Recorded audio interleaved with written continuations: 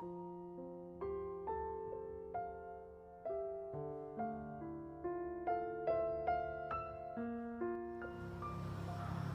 Ibu, saudara-saudari, kakak adik sekalian yang terkasih dalam Kristus. Hari ini Gereja Katolik merayakan Hari Raya Santa Perawan Maria diangkat ke surga atau dikenal dengan Maria Assunta. Dalam kehidupan sehari-hari ada orang yang mengatakan Maria naik ke surga. Yang benar adalah Maria diangkat ke surga. Maria bukanlah Allah yang mempunyai kuasa untuk mengangkat dirinya ke surga. Maria adalah manusia biasa namun istimewa. Keistimewaan Maria terletak pada ketaatannya pada kehendak Allah, di mana dia bersedia mengandung dan melahirkan Yesus Sang Juru Selamat. Saat mempersiapkan khotbah ini, saya mencari-cari gambar lukisan Maria Assunta di Google. Saya pun menemukan sebuah lukisan yang indah, karya pelukis Indonesia Basuki Abdullah. Gambarnya kurang lebih seperti ini. Ini yang saya ambil dari Google. Nanti Bapak Ibu sekalian bisa mencarinya sendiri di Google. Lukisan tersebut dibuat pada tahun 1935 saat Basuki Abdullah sedang menempuh studi seni lukis di Akademi Seni Visual di Den Haag, Belanda. Basuki Abdullah mempersembahkan lukisan tersebut kepada para imam Yesuit di Belanda. Karena berkat bantuan Pater Koch Serikat Yesuit, ia bisa memperoleh beasiswa untuk studi di Belanda.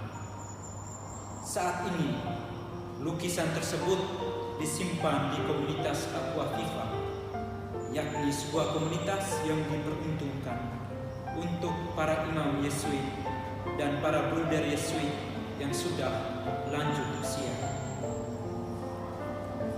Di dalam lukisan tersebut, Bunda Maria digambarkan sebagai seorang wanita Jawa yang berparas ayu, cantik dan anggun, dengan pakaian khas perempuan bangsawan Jawa.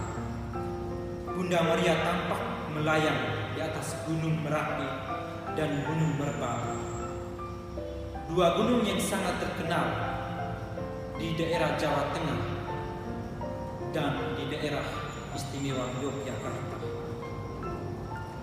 Bunda Maria dilingkupi oleh awan dan sinar lembut yang memancar dari kedua telapak tangan dan kaki. Lukisan tersebut memberikan makna yang mendalam bagi kehidupan kita. Bunda Maria ditempatkan sebagai perempuan yang istimewa, perempuan yang mempunyai kedudukan yang tinggi dengan pakaian khas perempuan bangsawan Jawa. Bunda Maria digambarkan sebagai Ratu Jagat Raya. Umat beriman yang terkasih dalam Kristus, penulis kitab Wahyu yakni Yohanes dalam bacaan pertama memiliki satu penglihatan yang indah. Ia melihat bait Allah di surga dan terlihatlah tabut perjanjian. Selanjutnya, ia melihat perempuan berselubungkan matahari yang kemudian melahirkan seorang anak laki-laki yang mengembalakan semua bangsa. Pertanyaannya, siapakah perempuan yang juga adalah tabut perjanjiannya? Banyak ahli yang menafsirkan bahwa wanita itu adalah gereja yang melahirkan umat beriman di sepanjang masa. Namun, ada juga yang menafsirkan lebih jauh bahwa wanita tersebut adalah Bunda Maria. Bunda Maria adalah tabut perjanjian baru. Karena dengan mengandung Yesus, ia menjadi tempat kediaman sabda Allah, roti hidup. Maria sebagai tabut perjanjian baru dapat kita kontraskan dengan tabut perjanjian lama yang isinya kitab Taurat Musa dan roti mana. Bacaan kedua, Rasul Paulus mengajarkan bahwa kita yang percaya setelah meninggal akan dihidupkan kembali dalam persekutuan dengan Kristus, tetapi tiap-tiap orang menurut urutan. Kristus adalah yang sulung dari orang-orang yang meninggal, maka urutan kedua adalah ibunya. Sebab Maria adalah anggota gereja yang pertama yang hidup dan melaksanakan firman Tuhan secara sempurna, sehingga rencana Tuhan dapat terlaksana. Bapak, Ibu, saudara-saudari, umat beriman yang terkasih dalam Kristus, bacaan Injil hari ini memuat dua bagian penting, yakni kisah Maria mengunjungi Elisabet dan kidung pujian Maria atau Magnificat. Pertama, Maria mengunjungi Elisabet. Kisah perjalanan hidup Maria dan Elisabet adalah sesuatu yang mustahil dipahami oleh manusia, apalagi kita yang hidup pada zaman ini. Bagaimana mungkin Elisabet masih bisa mengandung di usia tua? Begitu juga dengan Maria yang mengandung tanpa ada hubungan dan kontak fisik dengan tunangan. Dalam kisah ini, Elisabet lebih beruntung karena sebelumnya ia termasuk kaum yang terkena aib, yang tidak bisa mengandung sampai usia tua. Sekarang ia bisa mengandung dan melahirkan seorang anak yang kita kenal Yohanes Pembaptis. Bahkan anak yang dikandung Elisabet pun melonjak kegirangan saat mendengar salam dari Maria. Berbeda dengan Maria, kabar yang disampaikan oleh malaikat merupakan aib baginya. Maria harus melewati hari-hari yang tidak menyenangkan.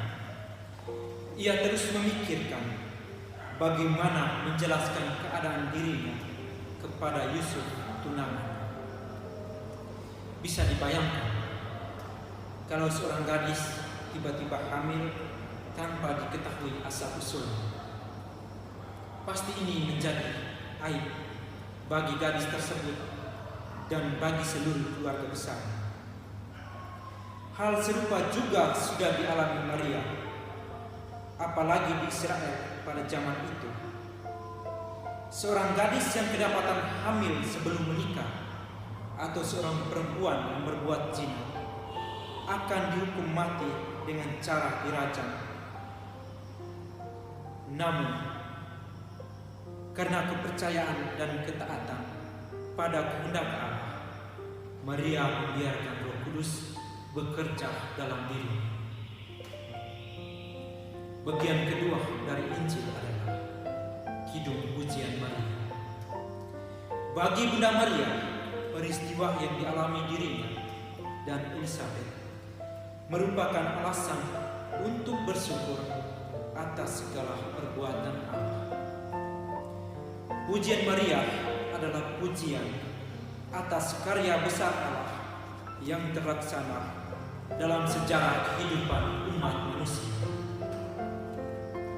Bapak, Ibu, saudara-saudari, umat beriman yang terkasih dalam Kristus, peristiwa yang dialami Bunda Maria pada akhir perjalanan hidupnya, yakni diangkat ke surga, juga pada saatnya dapat kita alami. Peristiwa Maria diangkat ke surga adalah peringatan pengharapan kita akan keselamatan kebangkitan badan kita. Pada saatnya kita bersatu dalam kemuliaan surga, asalkan kita tetap percaya, taat dan setia pada kehendak Allah. Marilah kita meneladani kerendahan hati Maria. Sesungguhnya aku ini hamba Tuhan, terjadilah padaku menurut perkataan. Selamat Hari Raya Bunda Maria diangkat ke surga.